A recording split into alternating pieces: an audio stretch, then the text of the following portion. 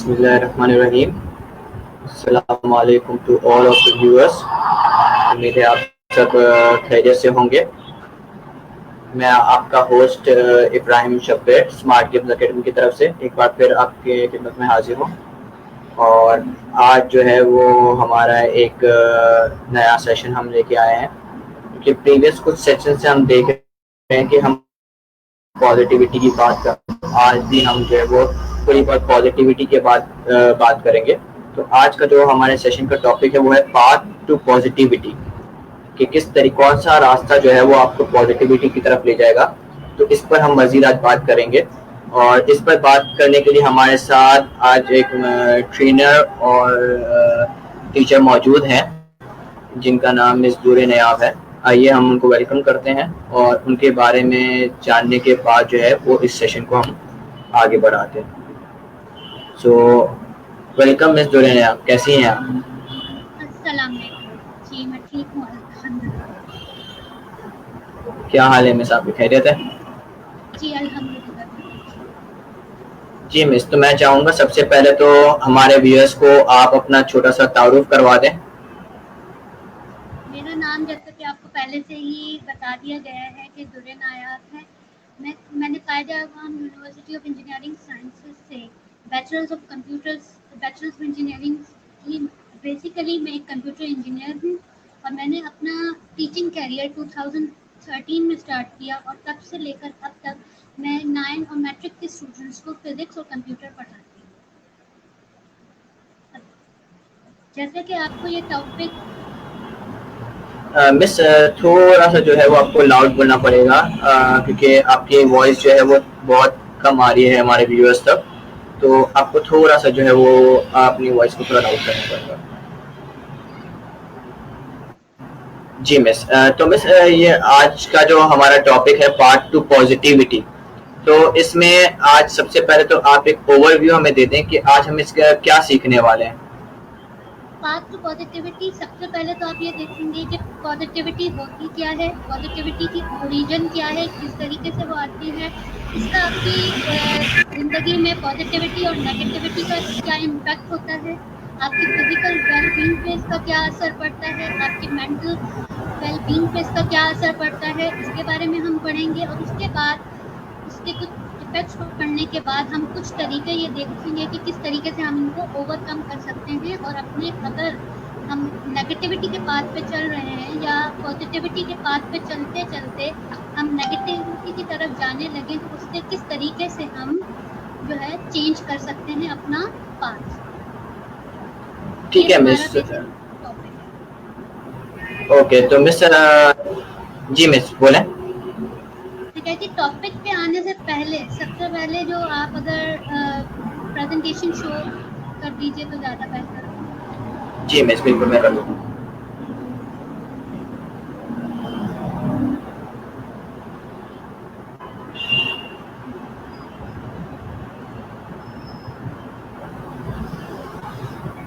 Second slide पे कीजिएगा। Path to positivity, अपने मेन टॉपिक को शुरू करने से पहले मैं अपने तमाम व्यूअर्स से और आपसे एक क्वेश्चन पूछ रही हूँ, एक एक्टिविटी करवा रही हूँ कि आप मुझे वो 3 फैक्टर्स या वो 3 चीज़ें बताइए जो आपके हिसाब से ज़िंदगी को खूबसूरत बनाती हैं। 3 factors that makes life beautiful according to you. I want that जितने भी व्यूअर्स हमें देख रहे हैं वो ज़रूर इस पर हमें रिस्पॉन्ड करेंगे। तब तक जो है वो मैं अपने व्यूअर्स को अपनी बात बता दूं। मिस, मुझे ये लगता है कि जो 3 फैक्टर्स जो ज़िंदगी खूबसूरत बनाते हैं उनमें से एक फैक्टर जो है वो हमारा फैमिली रिलेशनशिप होता है, जो लाइफ को बहुत अच्छा बनाता है। दूसरा जो है वर्क प्लेस का एक इफेक्ट होता है, जो काम हम कर रहे हैं अगर हम उससे बहुत ज़्यादा खुश होते हैं तो वो हमारे लिए जो है वो काफ़ी अच्छा साबित होता है और हमें मज़ा आता है उस करने में, तो एक ज़िंदगी खूबसूरत लगने लगती है। और तीसरा फैक्टर जो है वो जो काम हम जिस इन्वायरमेंट में कर रहे होते हैं उसका एक इम्पैक्ट होता है, उसकी एक थिंकिंग होती है, या हम कहते हैं कि वो काम करने का जो तरीका जहाँ पे आपको एक फ्रीडम दिया जाता है अपने काम को अपने तरीके से करने का।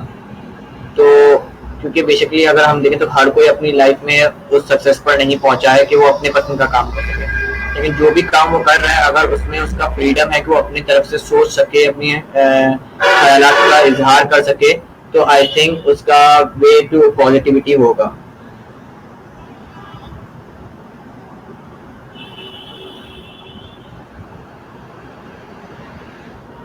जी मिस। कुछ रिस्पॉन्सेज अगर आप शेयर करना चाहें, अगर किसी ने शेयर किए हैं अपने रिस्पॉन्सेज। मिस अभी तक तो हमारे पास कोई रिस्पॉन्सेज आए नहीं हैं, फिर भी मैं एक बार चेक करता हूँ कि कुछ जो है वो लिखना चाह रहे हो। व्यूअर्स अगर आपके पॉइंट्स पर अगर कोई पॉइंट्स हो तो प्लीज़ ज़रूर डू शेयर कीजिए, ताकि हम इस पर जो है वो मज़ीद बात कर सकें, ताकि इस सेशन को जो है वो मज़ीद हम फ्रूटफुल बना सकें, कि आपके उसी पॉइंट्स को, उसी फैक्टर्स को लेते हुए अगर हम आपके अंदर उस पॉजिटिविटी को इन्हेंस कर सकें तो वो हमारे लिए एक सक्सेस और अचीवेबल टारगेट होगा। तो मैं चाहूँगा कि जितने भी हमारे व्यूअर्स हैं वो कोशिश करें कि हमें कमेंट्स ज़रूर पास आउट करें।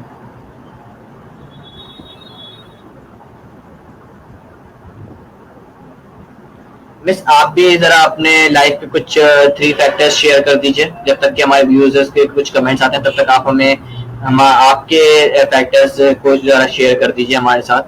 वो फैक्टर्स में करूंगी तो वो आपको उससे पता चलेगा कि जो आपने फैक्टर्स बताए हैं वो तमाम उन्हीं फैक्टर्स में जो है किसी न किसी कैटेगरी में फॉल करते हैं। लाइक फॉर मी फैमिली और हार्मोनियस रिलेशनशिप विद अदर्स, ये सारी चीज़ें, आपकी हेल्थ इस चीज़ पे काफ़ी ज़्यादा, ये सारी चीज़ें होती जो आपकी ज़िंदगी को खूबसूरत बनाती हैं।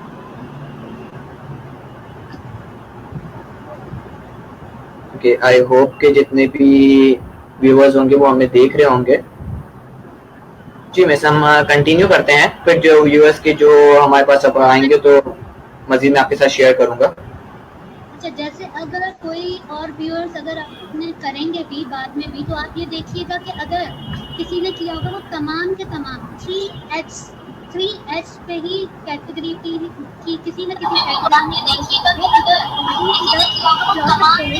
According to the psychologist 3H होते हैं हमारी ज़िंदगी में जो हमारी ज़िंदगी को ब्यूटीफुल बनाते हैं। एक होती है आपकी हेल्थ, एक आपकी हैप्पीनेस, और एक होती है आपकी हार्मनी इन रिलेशनशिप। अगर आपकी हेल्थ होगी तो ऑब्वियसली आपके पास आपकी सेहत होगी, सेहत जैसी महसूस होगी तो आपकी ज़िंदगी की हर चीज़ आपको खूबसूरत लगने लगेगी, आप ज़िंदगी को एंजॉय कर सकेंगे। इसी तरह अगर आपके पास हेल्थ हो लेकिन आप खुश ना हो तो तब भी आपकी ज़िंदगी में पॉजिटिविटी नहीं आ सकती, आप नेगेटिविटी की तरफ भी जाएंगे। तो आपके उसके साथ हैप्पीनेस भी आ जाएगी। कुछ लोगों को हैप्पीनेस मिलती है शॉपिंग करके, हर किसी का हैप्पीनेस का तरीका अलग होता है, पर्सपेक्टिव अलग होता है। कुछ फैमिली के साथ अपना टाइम गुजार कर जो है खुश रहना सीखते हैं, खुश रह सकते हैं उनके हिसाब से।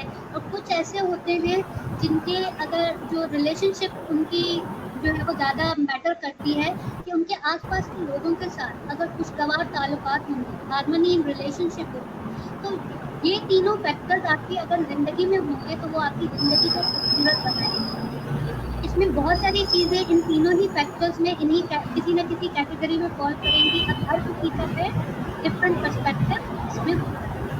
अब अगर आप नेक्स्ट स्लाइड शो करें। ओके मैम, हमारे पास एक कमेंट आया है मिस शाजिया अमजद का। वो कह रही हैं कि आवर जो 3 फैक्टर्स जो उनकी लाइफ को ब्यूटीफुल बनाते हैं उनमें से एक है इनर सेटिस्फैक्शन, दूसरा relationship and relationship to surroundings. ये 3 उन्होंने पॉइंट्स बताए हैं जिनकी जो फैक्टर्स उनकी लाइफ को खूबसूरत बनाते हैं। रिलेशनशिप इन सराउंडिंग्स, जो सराउंडिंग में इसमें है वो आपके हार्मनी इन रिलेशनशिप, आपकी जिन लोगों के साथ रिलेशनशिप होगा अगर उसमें हार्मनी होगी, जो उनकी अच्छी पॉजिटिव आपकी रिलेशनशिप होगी, तो ऑब्वियसली आपकी ज़िंदगी खूबसूरत बन जाएगी। आप उनकी मौजूदगी में अपने आप को अच्छा फील करेंगे, खुश रहेंगे। जब खुश रहेंगे तो ऑब्वियसली आपकी हेल्थ पे भी असर अच्छा पड़ता है, और इसी तरीके से अच्छी सोच और अच्छे ताल्लुकात की वजह से आपकी सोच पे भी مثبت असर पड़ता है। ये तमाम चीज़ें।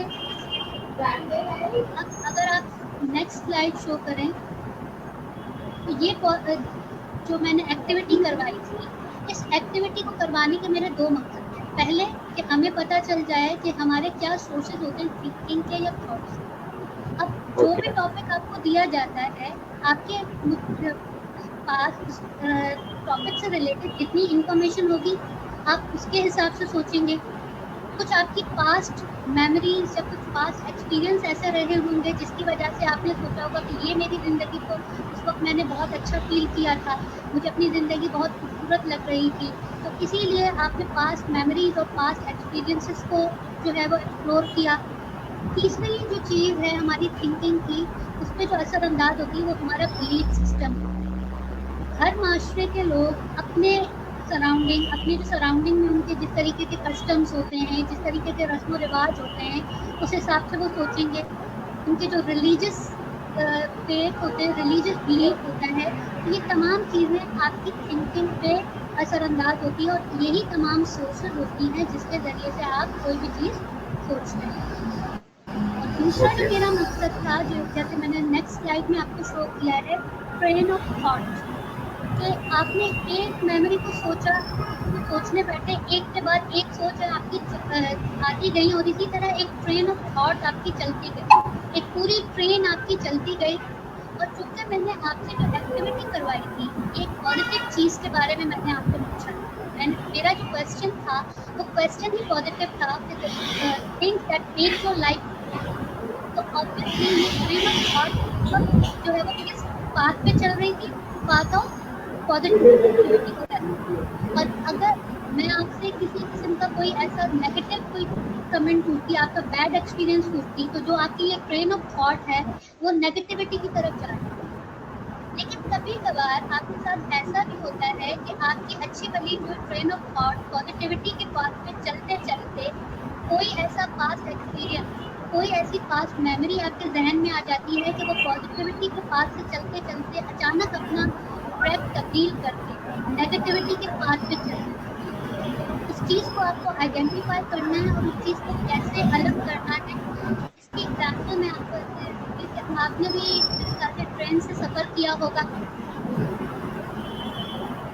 Miss, sorry to interrupt, up down हो रही है। आपने भी कभी ट्रेन में सफ़र किया होगा, तो अगर कभी किसी कैरेज में, आपके ट्रेन के जो कैरेज होता है या इंजन होता है उसमें खराबी पैदा होती है, तो क्या किया जाता है? उस कैरेज को ट्रेन से अलग करके उसको रिप्लेस कर दिया जाता है और दोबारा से वो अपनी डेस्टिनेशन की तरफ रवाना होता है।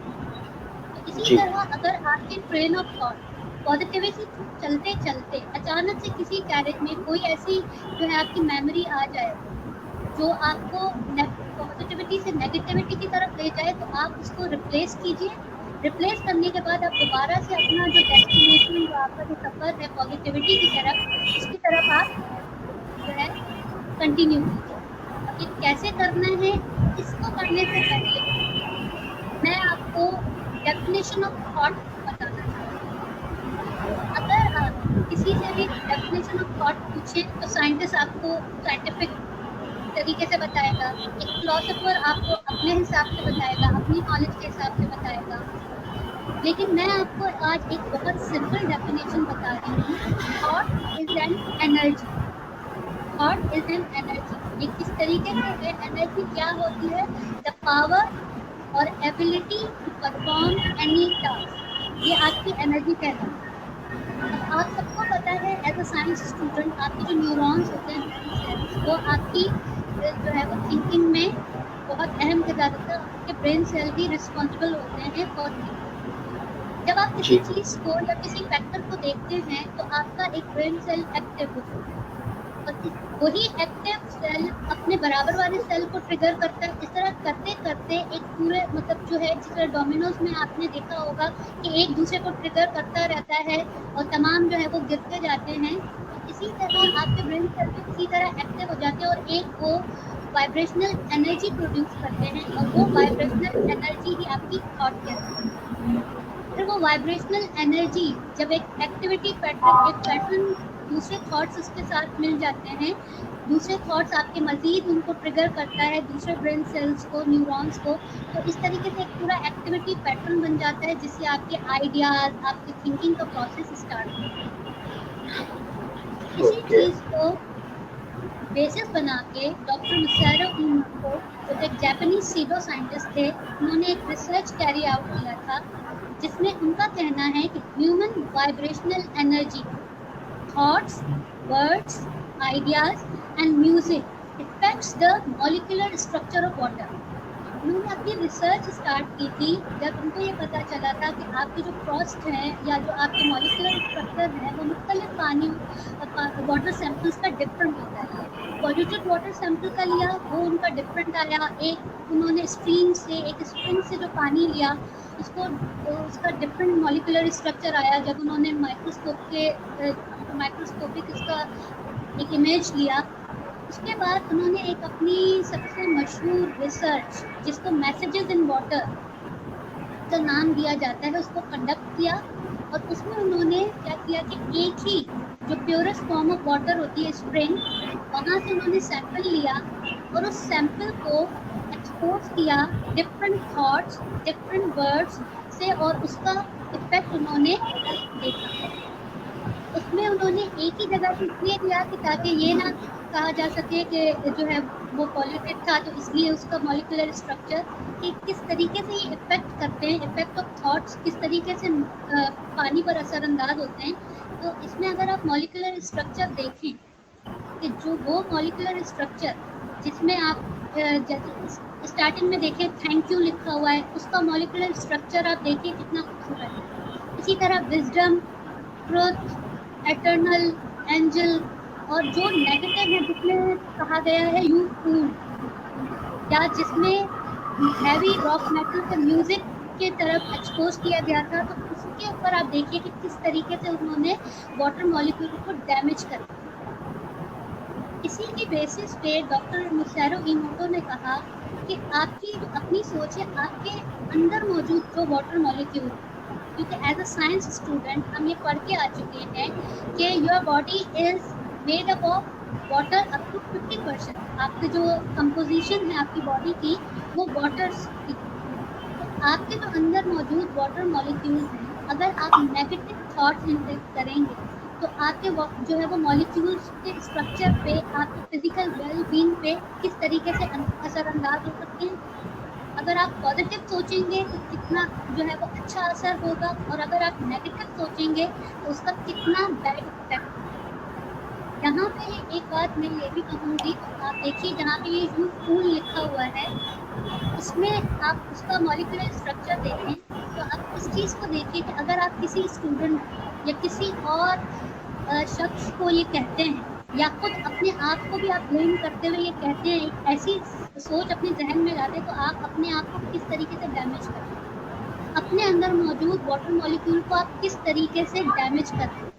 तो ये आपका एक इफेक्ट ना सिर्फ खुद पे होता है बल्कि आपके सराउंडिंग में जो मौजूद लोग हैं उस पर भी ये होता है। ये एक साइंटिफिकली प्रूवन एक्सपेरिमेंट है जो कि डॉक्टर मुसारो इमोटो ने अपनी बुक भी है इनके इसी नाम से, मैसेजेस ऑफ वाटर, उसमें शो की। इसके हवाले से अगर आपका कोई क्वेश्चन हो या कुछ आप कहना चाहें। मैम बिल्कुल, ये जो आपने पानी की खसूसियात की है वो हम अक्सर सुनते आए कि पानी जो है वो हमारे मेमोरीज को जो है वो स्टोर कर लेता है। ये हमने भी साइंस स्टूडेंट हम पढ़ते हैं कि पानी के अंदर इतनी काबिलियत होती है, इतनी कुव्वत होती है कि वो हमारे अच्छे बुरे जो कुछ भी हमारे थॉट्स होते हैं उसको वो एब्जॉर्ब कर लेता है। इसके कुछ एग्जाम्पल्स हमने ऑलरेडी स्टडी किए हुए थे, और मजीद जो आपने भी इलेबरेट किया उससे काफ़ी हद तक जो है वो हमें समझ में आता है। इसकी सिंपल एग्जांपल जो है वो मैंने जो अपने वाटर की एक जो थ्योरी के ऊपर कहें तो हमारे पास फ्रोजन नाम की एक मूवी है। वो मूवी भी जो है वो बाकायदा इसी वाटर के मैसेज पर ही बनाई गई है, किस तरह पानी जो है वो उस चीज़ों को याद रखता है। तो उसके ऊपर जो है वो किस तरीके से पूरी मूवी फॉर्म की गई है। अगर कोई इन चीज़ों को ऑब्जर्व करना चाहे तो बाकायदा वो मूवी देखे तो आपको ऐसा फील होगा उसमें कि पानी किस तरीके से चीज़ों को स्टोर करता है।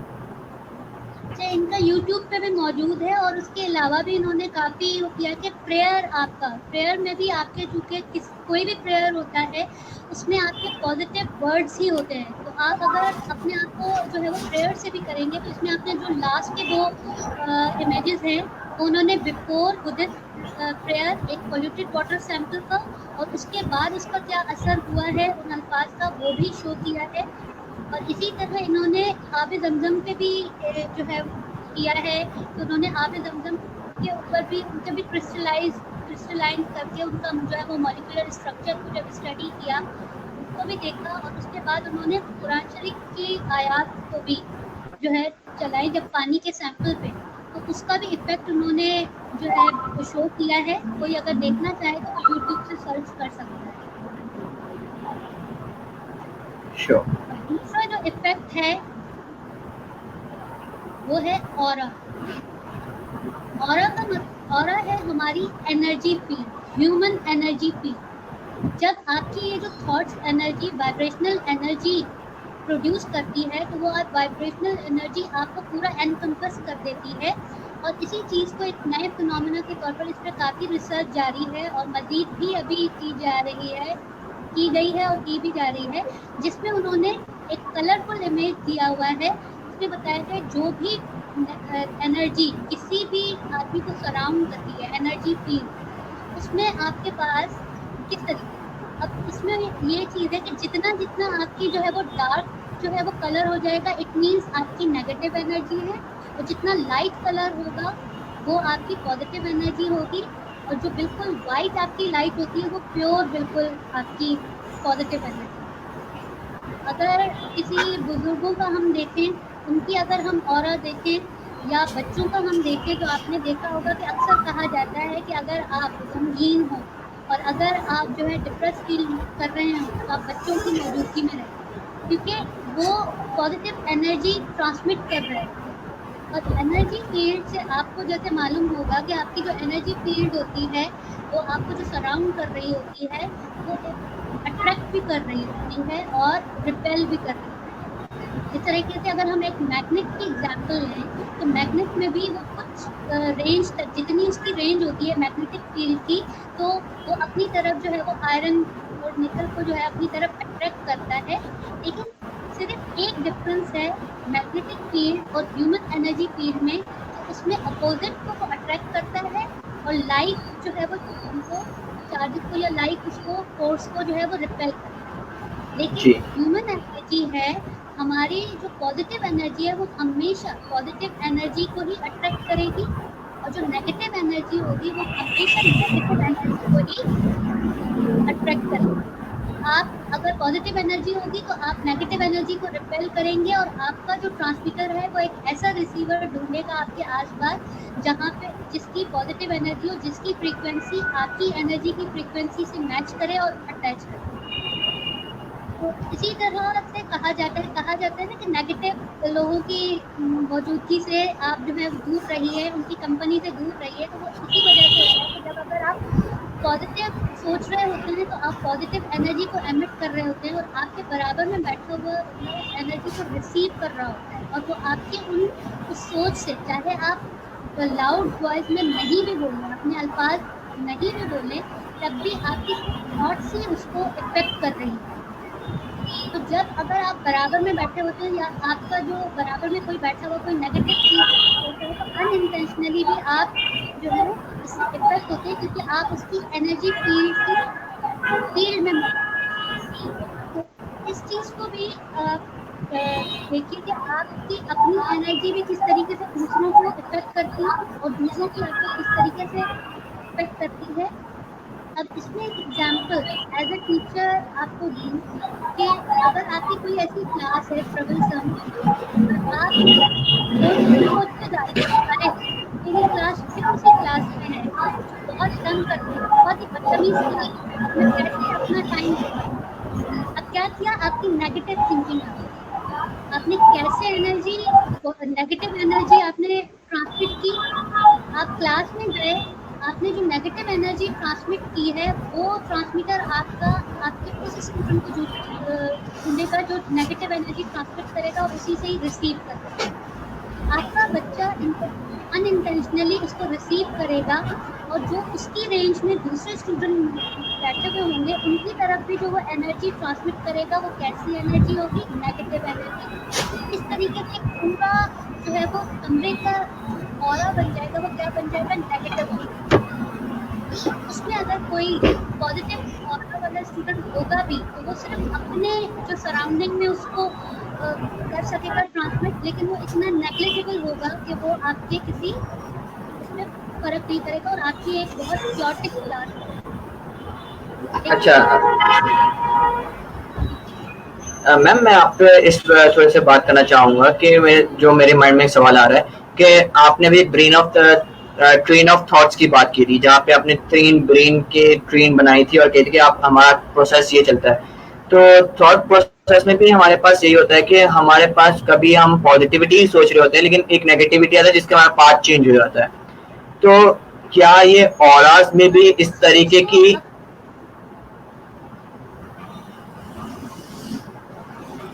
जी मैम? जी, ऑरास में भी इस तरीके की होती है कि अगर आप इस रूम में एंटर हो रहे हैं, अगर आपके पास मोस्टली 90% अगर लोगों की नेगेटिव एनर्जी ट्रांसमिट कर रहे होते हैं, तो ऑब्वियसली आप काफ़ी ज़्यादा जो है वो अमाउंट में उस एनर्जी को रिसीव करेंगे, तो फिर थोड़ी देर के बाद आप खुद भी उसको ट्रांसमिट करेंगे।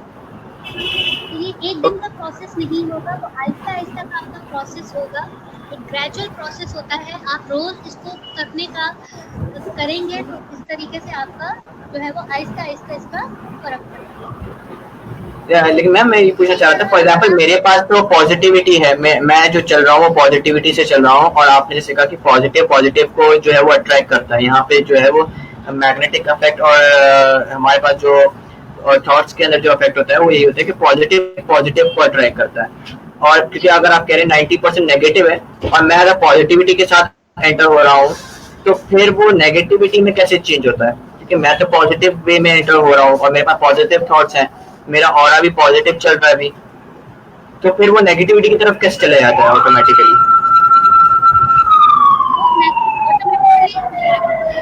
ऐसे ही लग जाएगा अगर आप उसको अपने ऊपर इफेक्ट करें, यानी अगर आप उस चीज को अपने ऊपर जो है वो हावी कर लेंगे और उस चीज को देखेंगे कि मैं तो पॉजिटिविटी के साथ गया, अब देखें ये यहाँ पे तो पूरा नेगेटिव ही चल रहा है। जब आप उससे असरअंदाज होंगे, उससे इन्फ्लुएंस होंगे, तो तब।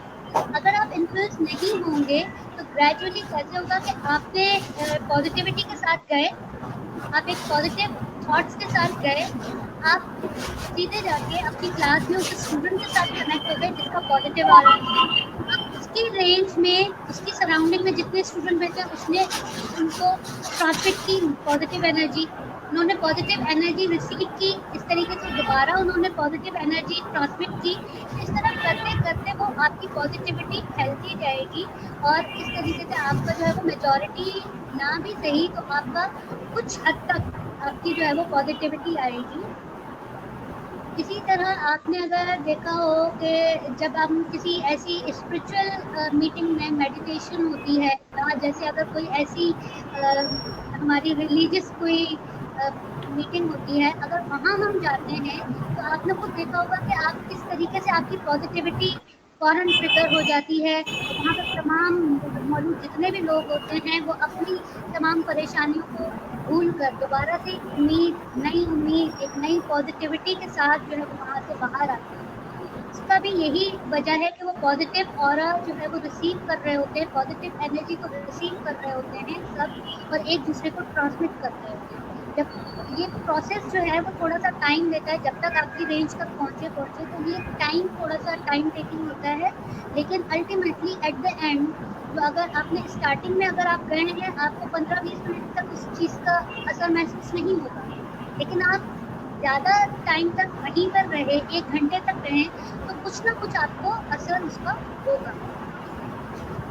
ओके। तीसरा इफेक्ट है आपका, ये यहाँ पे मैंने इसी चीज़ को बताया कि your mind is a magnet. ये इन्हीं दोनों चीज़ों को ऑरा को ही मैंने एक्सप्लेन करने के लिए ये बताया है कि आपका if you think of blessings you will attract blessing, and if you think of problems you will attract problems.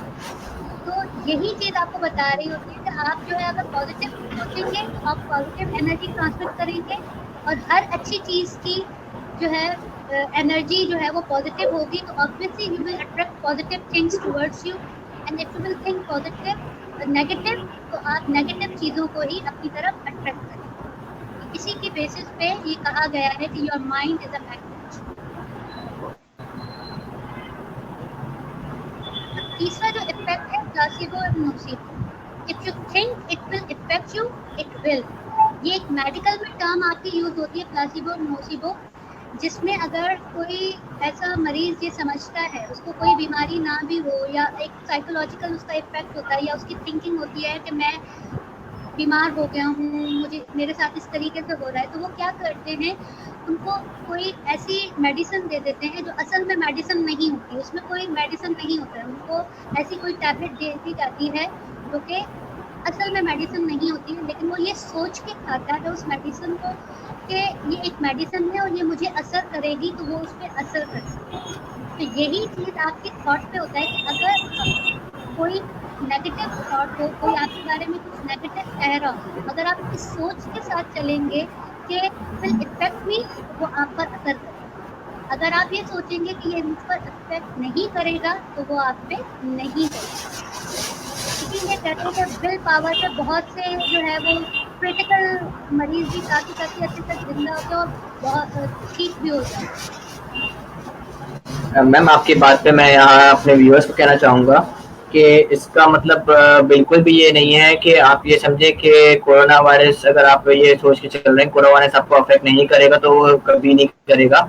हाँ, एहतियाती तदाबीर अगर इस्तेमाल करेंगे तो वो ज़रूर अफेक्ट नहीं करेगा, लेकिन अगर आप बिल्कुल इस तरीके से सोच रहे हैं कि नहीं मुझे कोई प्रिकॉशंस नहीं लेनी, मुझे कुछ भी नहीं लेना, लेकिन मुझे अफेक्ट नहीं करेगा क्योंकि मेरी सोच पॉजिटिव है, तो ऐसा नहीं होने वाला है। तो आप उसको जरा यहाँ पे कनेक्ट मत कीजिएगा कि आप इस तरीके से ले आए कि कोई भी बीमारी जो है वो आपको इस तरीके से अफेक्ट नहीं करेगी। मिस हमारे पास जी, और अगर किसी को हो भी गई है तो वो अगर इस चीज़ को सोचेगा कि अब मेरा कुछ नहीं हो सकता, तो वो जो है ठीक नहीं होगा। लेकिन अगर वो सोचेगा कि मैं इससे जो है हील कर जाऊंगा, ये मुझ पर इस तरीके से इफेक्ट नहीं करेगी, मैं ठीक हो जाऊंगा दवाओं से और एहतियात से, जो भी मुझे आइसोलेशन का या जो भी मुझे प्रिकॉशंस बताए गए हैं, तो अब इंशाल्लाह ठीक हो जाएंगे। जी अच्छा, मेरे पास यहाँ पे शाजिया अमजद का एक सवाल है कि in this pandemic situation when kids are at home for almost 5 months and no external exposures to release kids' hyper energy. This makes the energy more negative. So what to do? इसमें भी आपके पास बहुत सारे जो है वो इस तरीके की पॉजिटिव जो है वो एक्टिविटीज़ ऑनलाइन भी हो रही हैं, बहुत सारे उनके सेशंस हो रहे हैं, बहुत सारी गेमिंग एक्टिविटीज़ हैं, बहुत सारी चीज़ों को आप उनको एक्सप्लोर कीजिए।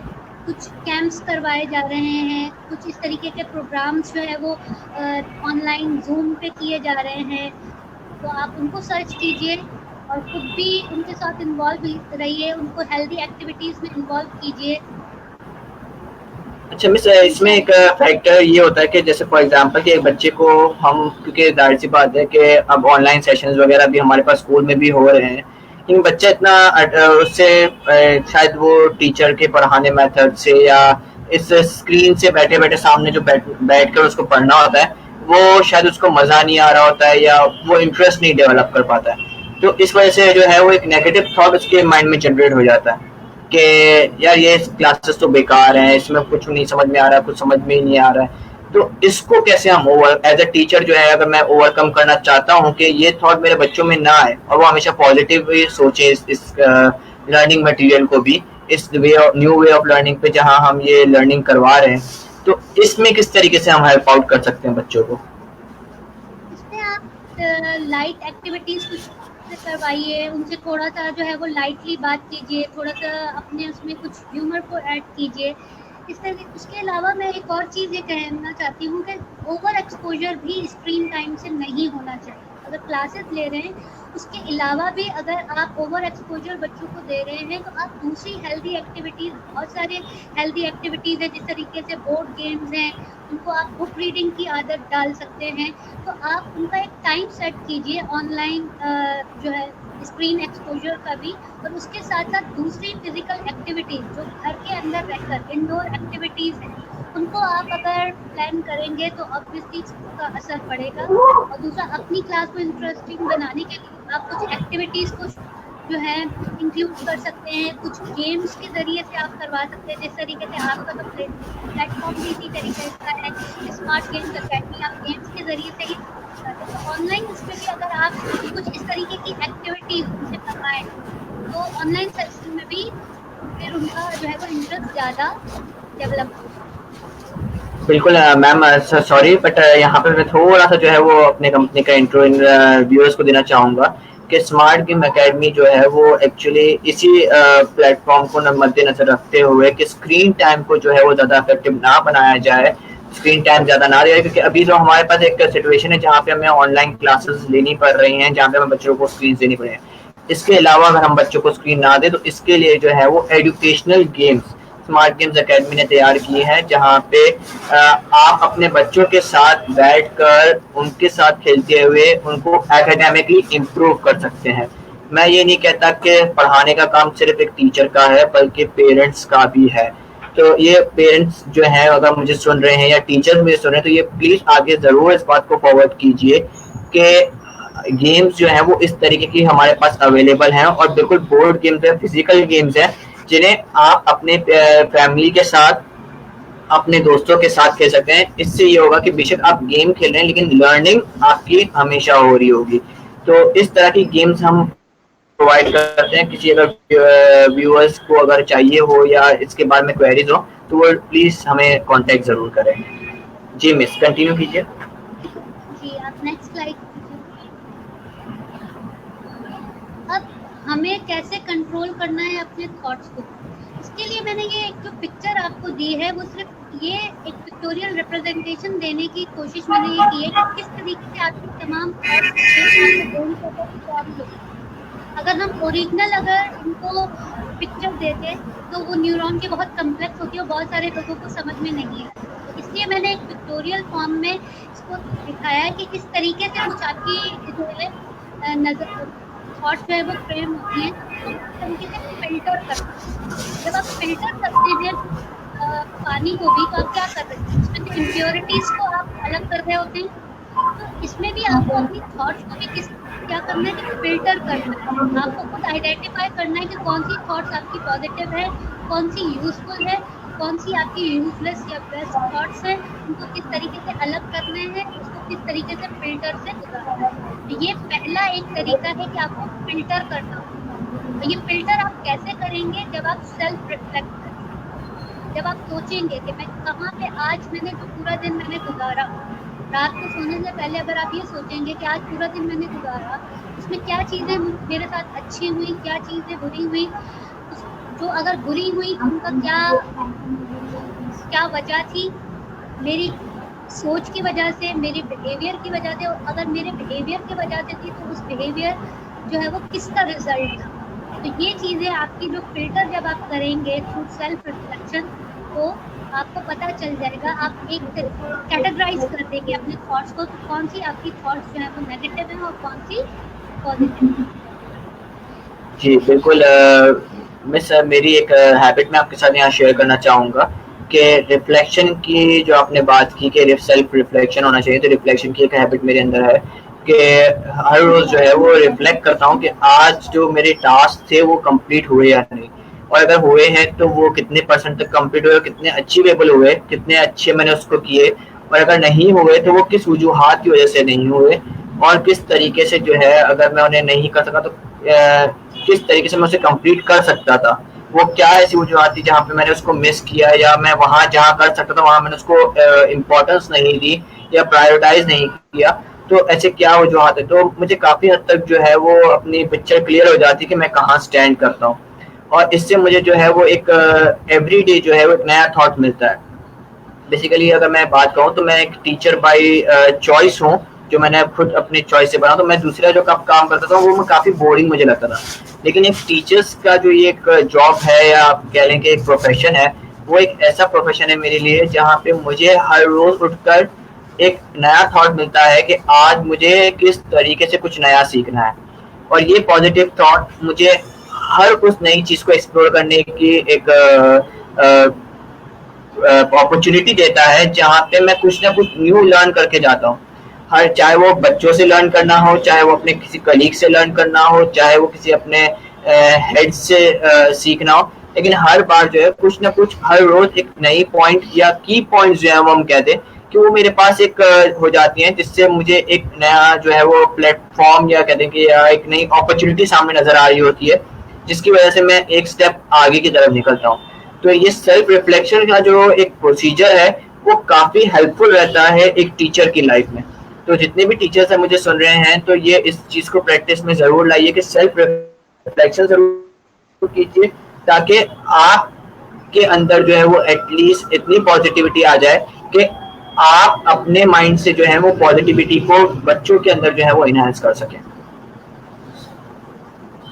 जी मिस। दूसरा जो आपका है कंट्रोल किस तरीके से करना है, उसमें आपका है कि change the equation of your life.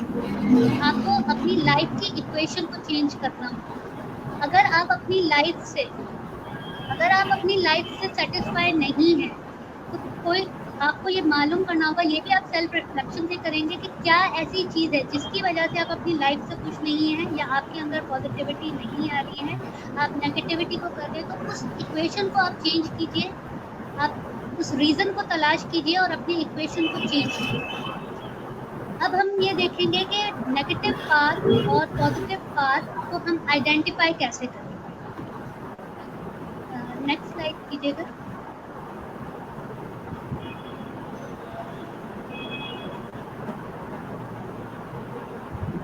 अब आपके पास के पाथवे ऑफ थॉट्स क्या होता है, क्या पाथ होता है, उस नेगेटिव पाथ के क्या स्टेप्स होते हैं। तो उसमें अगर सबसे पहले तो जो पहली आपकी थॉट होती है वो बेसिक, अगर वो पहली थॉट जो है वो मोस्टली आपको कहा गया है कि 90% जो है वो नेगेटिव आती है, उस बेसिक थॉट को अगर आप मजीद नेगेटिव वे में लेके जाएंगे तो उससे आपकी बेस्ट थॉट प्रोड्यूस होगी। इसकी आपको एग्जांपल दे रही हूँ। आपके साथ अगर कोई मसला आ जाता है, कोई ऐसा आपकी प्रॉब्लम आपकी लाइफ में आ जाता है, तो आप सोचते हैं मेरे साथ ही ऐसा क्यों, अब मैं क्या करूँगा, मेरे साथ ऐसा हो गया, अब तो मैं इसका कोई सोल्यूशन ढूंढ ही नहीं सकता। इससे आपका बेस्ट हो गया आप इसी में ही इसी पाथवे को आप परस्यू करते रहेंगे, तो आपकी थॉट्स नेगेटिव होती जाएंगी और उन्हीं नेगेटिव थॉट्स को आपने जो है वो परस्यू करते रहे तो एक टाइम ऐसा आएगा कि आप एक टॉक्सिक कोई भी पॉजिटिव सिचुएशन में भी आप हमेशा नेगेटिव ही सोचेंगे, उसको भी आप नेगेटिव पॉइंट ऑफ व्यू से सोचेंगे। तो उसमें क्या हुआ, आपने अपनी एनर्जी यहीं पे ही ज़ाया कर दी। मसला तो आपका वहीं का वहीं है, मसला तो आपको हल करना है, लेकिन ऑलरेडी आप इतना ज़्यादा जो है वो अपनी जो है वो एनर्जी को वेस्ट कर चुके हैं कि आप इसको सही तरीके से सॉल्व नहीं कर पाए।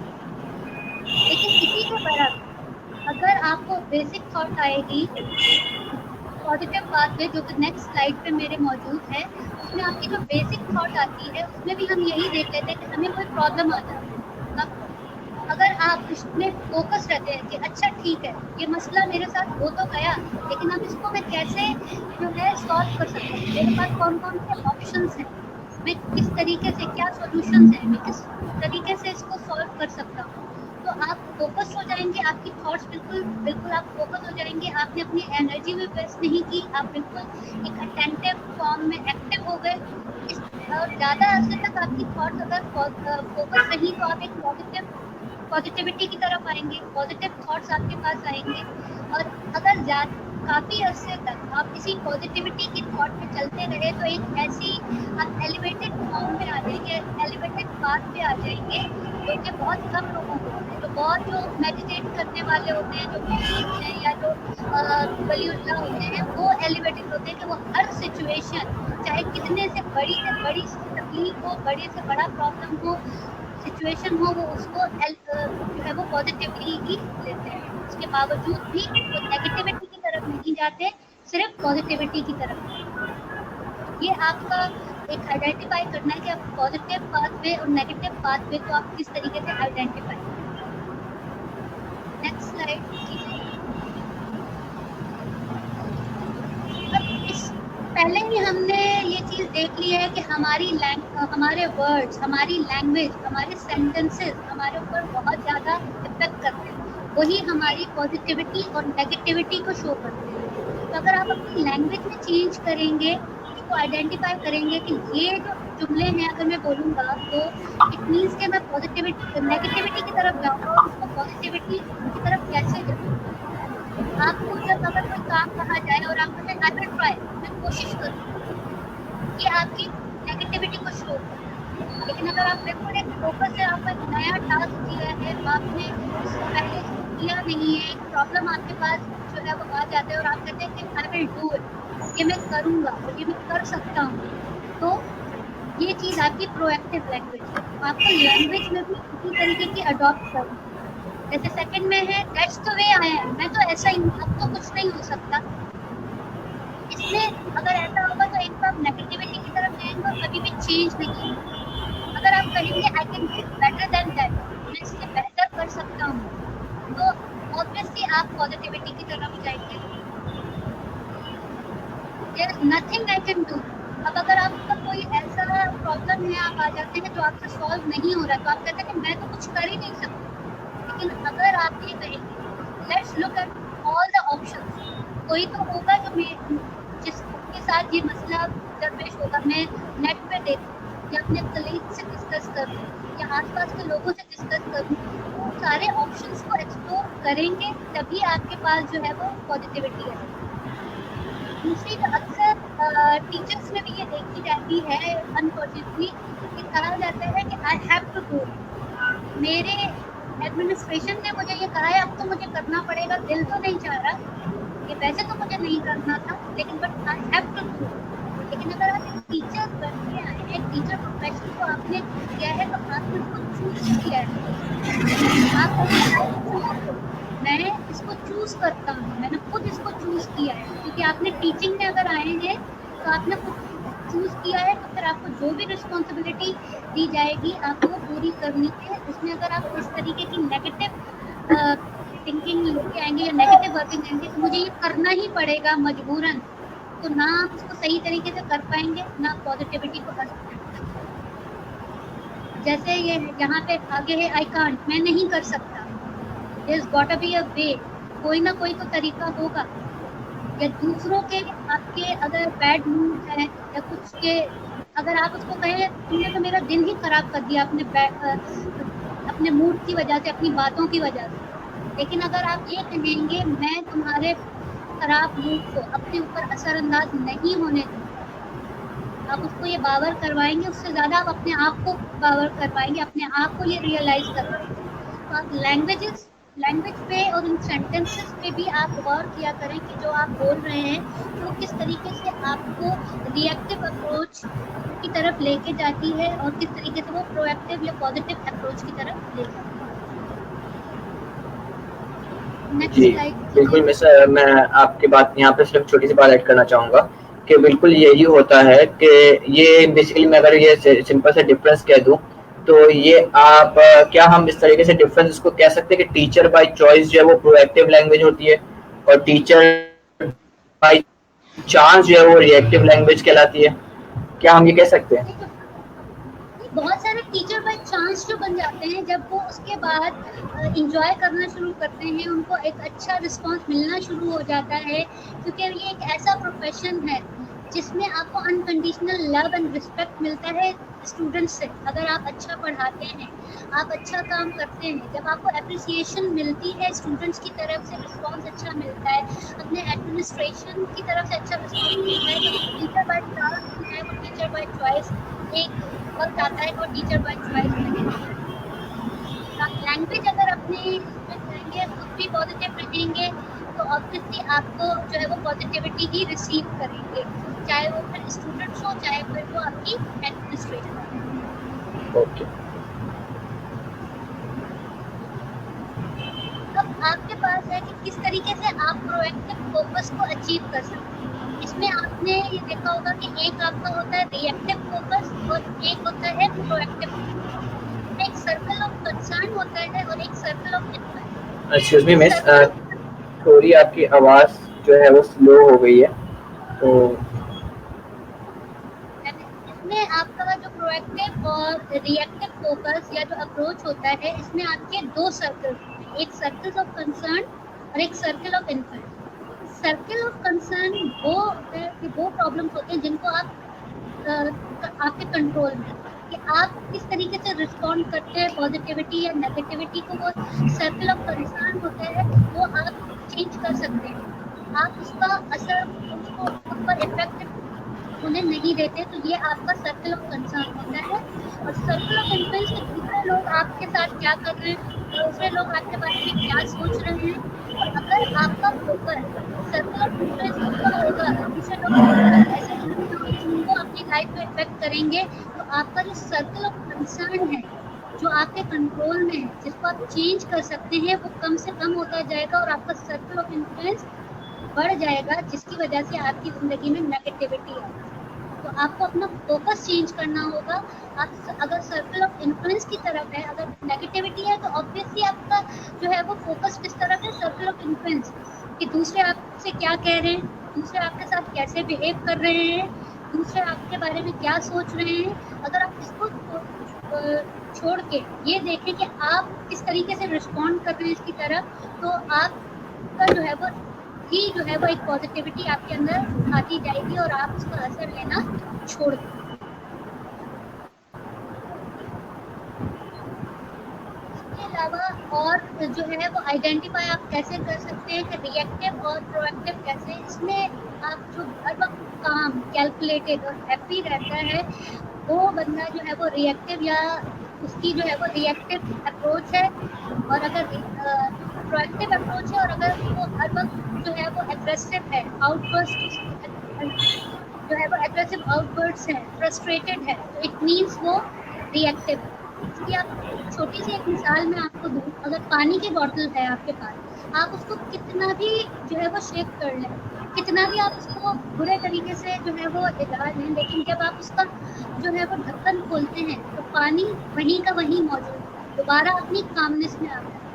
लेकिन अगर यही काम आप सॉफ्ट ड्रिंक के बॉटल के साथ करें तो क्या होता है, पूरा जो आपका जहाँ तक आपका उसका इफेक्ट जाता है, वहाँ तक जो है वो पूरी तबाही फैल जाती है, पूरा वो आपका हर जगह पे वो फैल जाता है। तो यही आपका डिफरेंस होता है प्रोएक्टिव और रिएक्टिव अप्रोच का। मेरे ख्याल से हम कैसे कंट्रोल करना है, इसमें सबसे पहली चीज़ है आप ग्रेटिट्यूड को, शुक्रगुजारी को अपनी ज़िंदगी में शामिल करें। Gratitude will shift you to a higher frequency and you will attract much better things. यहाँ पे वही बात आ गई कि आपकी फ्रीक्वेंसी हायर फ्रीक्वेंसी आ जाएगी। और अभी जब मैंने आपको बात की, आप ट्रांसमिट करेंगे पॉजिटिव एनर्जी, तो पॉजिटिव एनर्जी की फ्रीक्वेंसी ज़्यादा होगी, तो हर अच्छी चीज़ की फ्रीक्वेंसी जो है वो ज़्यादा होती है, तो वो आपको हायर फ्रीक्वेंसी पर शिफ्ट करेंगे और आप अच्छी चीज़ों को और पॉजिटिव चीज़ों को भी वही अट्रैक्ट करें। यहाँ पे मैं एक चीज़ और ऐड करूँगी, अल्हम्दुलिल्लाह हम सब मुसलमान हैं, तो हमारे ज़िंदगी में ग्रैटिट्यूड का, जैसे हमारे मज़हब में भी ग्रैटिट्यूड का बहुत ज़्यादा जो है वो जोर दिया। अब जैसे ये वर्ड ही हम बोलते हैं अल्हम्दुलिल्लाह, इसमें जो आपका हम है, उसमें हम किसी मीनिंग लेते हैं, ट्रांसलेशन करने की तमाम तारीफ है। लेकिन अगर लिंग्विस्टिकली इसको देखें, जो लिंग्विस्ट है, जो अरबिक ग्रामर पढ़ाते हैं, उनके हिसाब से ये जो अंक है या जो ये तारीफ है, ये किसी की खूबी या किसी की दी हुई फेवर की बराबर। तो फेवर ऑब्वियसली क्या है, जो अल्लाह ताला ने हमें ब्लेसिंग्स दी। अगर हम ग्रेटिट्यूड को इस सोच के साथ, इस लफ्ज़ को हम इस्तेमाल करें, तो हम खुद को खुद अपने प्रॉब्लम्स को, अपनी नेगेटिविटीज़ को सोचकर वो तमाम ब्लेसिंग्स ढूंढेंगे कि हम किस तरीके से ब्लेस हो। इस पेंडेमिक में भी अगर हम इस चीज़ को देखें कि अल्हम्दुलिल्लाह फिर भी हम बहुत सोचते बेहतर है, अपने घर में बैठे हुए हमारे पास इंटरनेट कनेक्शन है, हमारे पास एक तालीम हासिल करने का जो है वो एक जरिया है, ऑनलाइन क्लासेस के जरिए बहुत सारे लोगों को अवेलेबल होने की। ये आपका ग्रेटिट्यूड है। हर मदद का जो है वो एक जो मैसेज होता है वो ग्रेटिट्यूड का ही होता है। हमारी दिन की शुरुआत ही जो है वो ग्रेटिट्यूड से होती है। जब हम सुबह उठ के जो सुबह की हमारी दुआ होती है, ये अल्लाह, तमाम तारीफें अल्लाह के लिए जिसने मौत के बाद हमें जिंदा किया और उसी की तरफ हमें लौट कर जाना है। तो स्लीप को भी एक टेम्पररी डेथ के तौर पर कहा जाता है। ये ग्रेटिट्यूड ही है जो हमारी तरफ पॉजिटिव।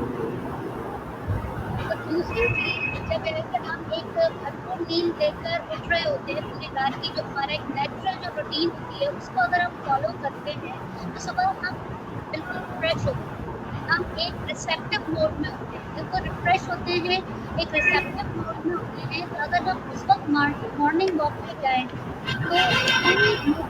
तो वो पॉजिटिव एनर्जी मौजूद होती है। तो हम पॉजिटिव एनर्जी को रिसीव करेंगे।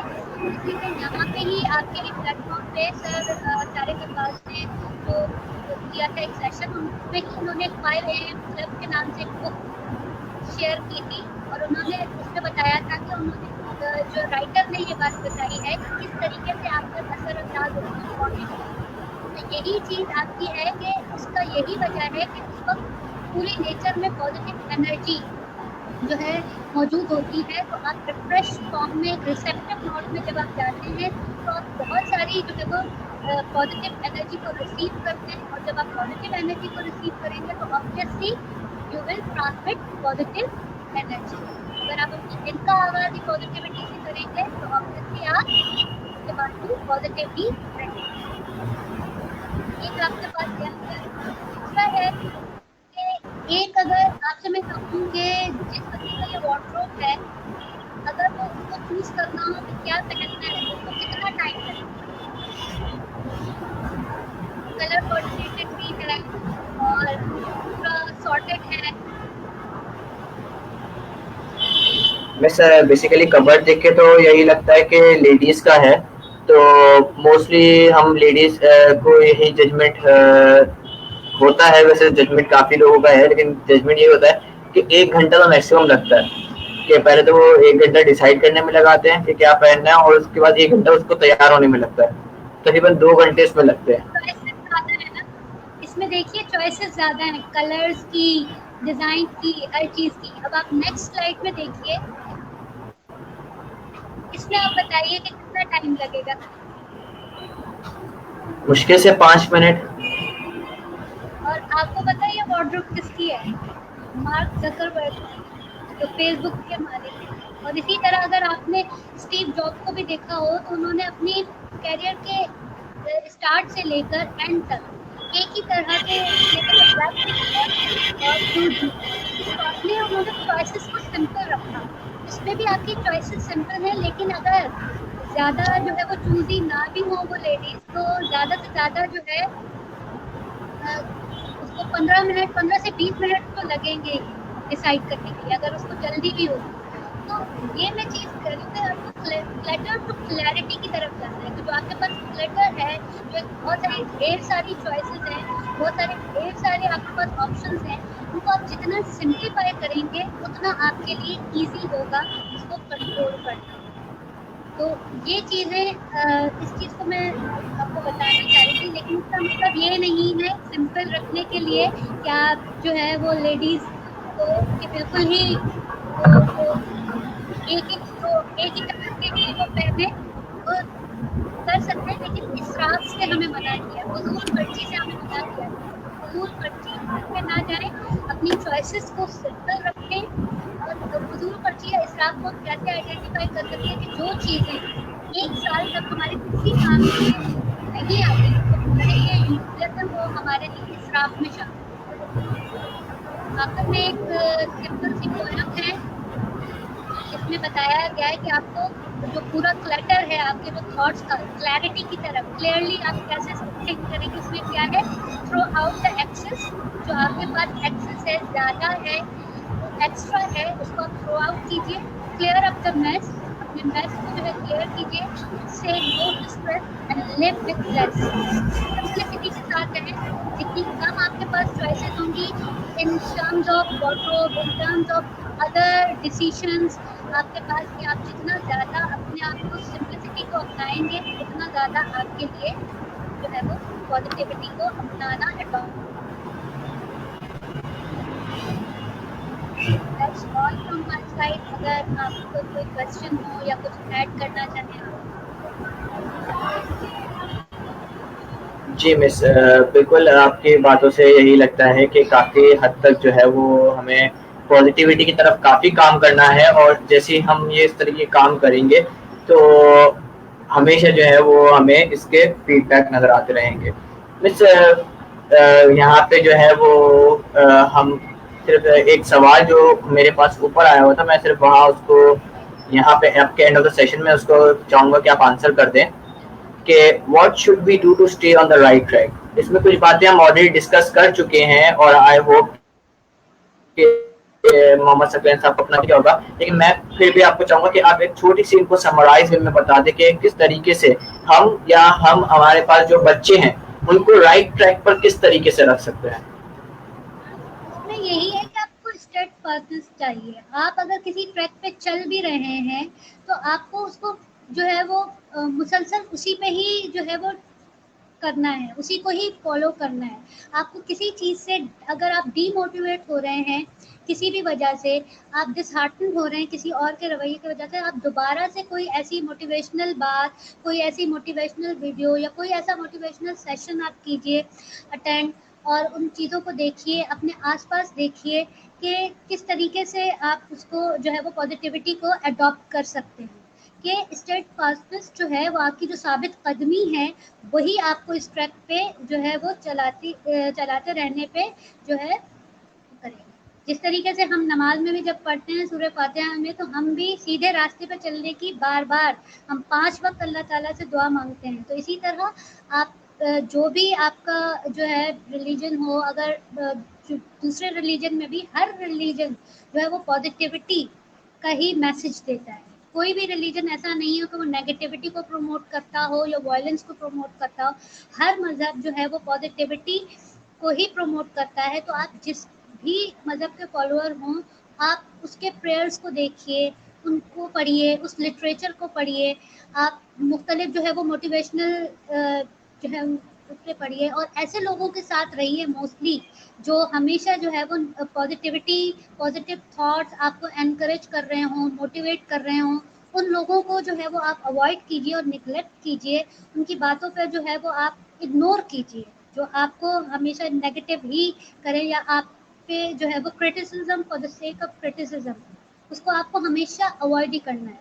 उसको जितना आप सुनेंगे, जितना आप उसका इन्फ्लुएंस लेंगे, उतना ही आपको इफ़ेक्ट करेगी। जितना आप उसको इग्नोर करेंगे और पॉजिटिविटी की तरफ या पॉजिटिव लोगों के साथ अपना वक्त गुजारेंगे तो ज़्यादा होगा। हर किसी का डिफरेंट होता है। जैसे मैं तो बुक्स पढ़ती हूँ मोस्टली, बुक्स या मोटिवेशनल सेशंस या प्रेयर्स, ये सारी चीज़ें साथ साथ चलती रहती हैं। तो यही चीज़। ओके मिस, यहाँ पे एक और सवाल था, how can we prepare our mind to start thinking positive. तो दिन हर दिन एक सिर्फ चीज़ करें कि आप सिर्फ इरादा ही करें। सुबह उठ के आप जो पहली सोच करें कि आज मैं जो है हर किसी को पॉजिटिव रिस्पॉन्स दूंगा, किसी भी चीज़ को अपने ऊपर इफेक्ट नहीं होने दूंगा। आपका एक दिन में ये अचीव नहीं होगा, क्योंकि अगर आप ये देखते हैं कि आप एक नेगेटिविटी पे काफ़ी अर्से तक चलते रहे हैं, आपने बॉडी को अपने बिल्कुल डैमेज कर दिया। इसकी एग्जांपल आप इस तरीके से लें, आपके जो है अगर बॉडी पे कोई कट लग जाता है या खुदा ना खास्ता कोई इंजरी हो जाती है, तो आपने ये देखा होगा हील करने में टाइम लगता है। पहले दिन थोड़ा होता है, इस तरीके से आहिस्ता आहिस्ता आपकी जो हील करते करते वो जो आपका उसका जो निशान होता है, वो जो मार्क होता है, वो आहिस्ता आहिस्ता करके गायब हो जाता है। तो यही चीज़ आपकी यही होती है कि आप जो पहली सुबह को पहली उठ के जो वो पहली थॉट अगर आप पॉजिटिव लें और इस चीज़ का इरादा ही सिर्फ करें, सिर्फ इरादा ही इस तरीके का कर लें, तो इंशाल्लाह आपको इसका फ़ायदा होगा और आपको इसमें मदद मिलेगी।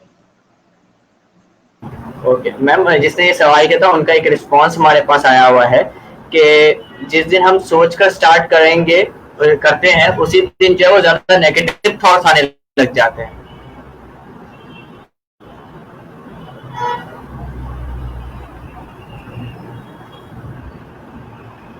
Okay, I think there is an internet issue going on, जिस वजह से मिस दूरे ने आपका शायद इंटरनेट का इशू हुआ होगा। तब तक के लिए मैं जो है वो इस बात का जवाब जरूर देना चाहूँगा कि बेशक आपके पास जो है वो नेगेटिव थॉट्स ज़्यादा आ रहे होंगे, लेकिन कोशिश कीजिए कि आप उन नेगेटिव थॉट्स को पॉजिटिव थॉट्स में चेंज कर दीजिए, ताकि ये हो कि जिस तरह से आप अपने नेगेटिव थॉट को पॉजिटिव में चेंज करना शुरू करेंगे, वैसे ही पॉजिटिव थॉट्स आपके अंदर और बिल्डअप होना शुरू हो जाएंगे। और चूंकि जैसे मिस ने कहा कि हमारे आसपास जो वो पॉजिटिव रेंज हमारे पास होती हैं और पॉजिटिव को अट्रैक्ट करता है, तो उसी तरह से पॉजिटिव ऑराज जो है वो आपको अट्रैक्ट करके आपकी उस नेगेटिविटी को खत्म कर देंगे। तो कोशिश कीजिए कि जिस तरह अगर आपके सोच में नेगेटिविटी आ भी रही हो तो आप उसे पॉजिटिव वे में ले, क्योंकि देखिए नेगेटिविटी है ना हमारे पास। जी मिस।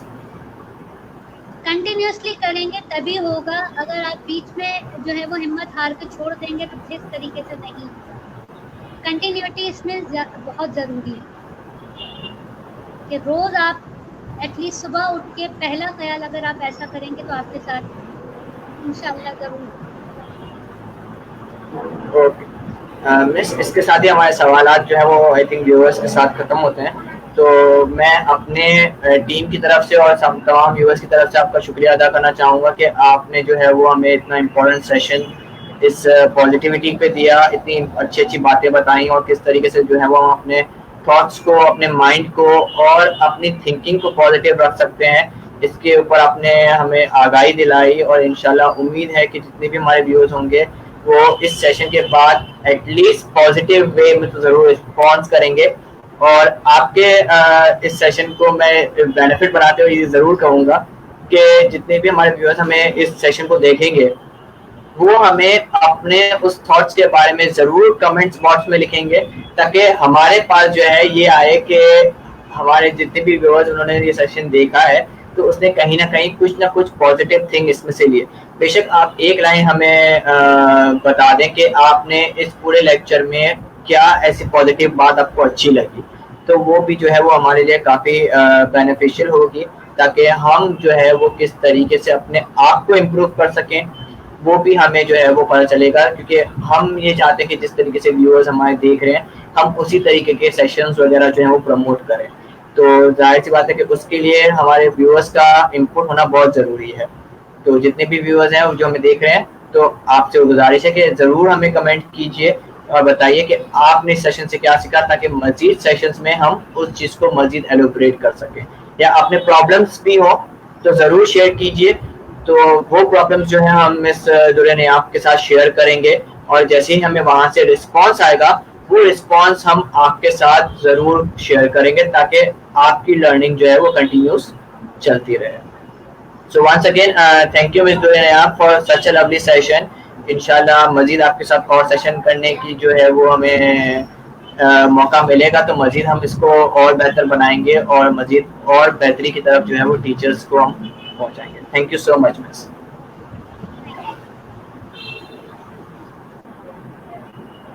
ओके व्यूअर्स, सो इसके साथ ही होप कि आपको आज का सेशन बहुत पसंद आया होगा। और मैं एक इम्पॉर्टेंट बात आपसे कहना चाहता हूँ कि कल जो है वो स्मार्ट गेम एकेडमी का इंटरव्यू कैरियर प्लस पर है, तो please do watch so that आपको ये आइडिया हो कि स्मार्ट गेम्स एकेडमी क्या है और किस तरीके की डीलिंग्स करती है और क्या इससे आप हासिल कर सकते हैं। तो ज़रूर हमें इंटरव्यू में ज्वाइन कीजिएगा, ताकि स्मार्ट गेम एकेडमी से ताल्लुक़ अगर आपके पास कोई भी सवाल मौजूद हो तो ज़रूर वहाँ हमें पोस्ट कीजिएगा, ताकि मैं खुद वहाँ पे उस इंटरव्यू में शामिल होऊंगा तो मैं आपके उन सवालात के जवाब वहाँ पे ज़रूर एड्रेस कर सकूँगा। इसके साथ ही जो है वो मुझे इजाज़त दीजिए। Thank you so much for watching, और इंशाल्लाह उम्मीद है कि आप लोग जो हैं वो हमें प्रमोट करते रहेंगे और इसके साथ ही हमारा साथ बना रहेगा। So once again thank you so much and see you on next week. Allah Hafiz all of you.